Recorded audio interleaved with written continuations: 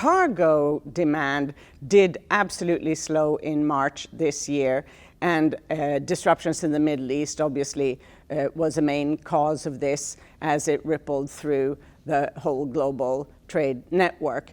Total cargo demand, which we measure in cargo tonne-kilometers or CTKs, fell by 4.8% this March compared to March a year ago.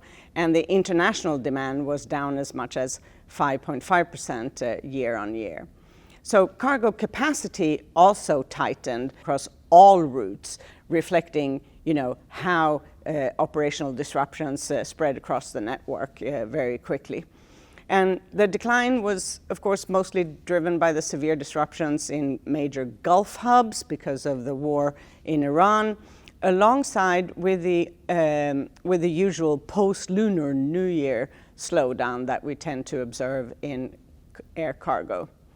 And the contraction was the most concentrated in the Middle East, of course, where carriers saw demand fall by over 50%, 54.3% actually, whereas Africa, for instance, was actually up by 7%, and Asia Pacific, their cargo was also up by 5.4%. So very varied pictures across the network, but everybody was impacted by all of this.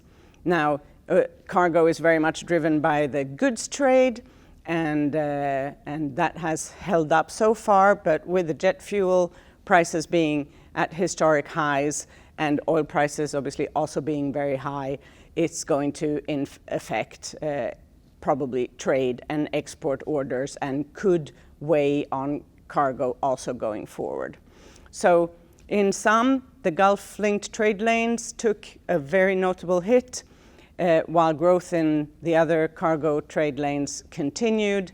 And looking ahead, everything will depend on fuel supply and energy prices, jet fuel prices. These will be key factors in shaping trade in general, and obviously transportation and air cargo in particular over the months ahead.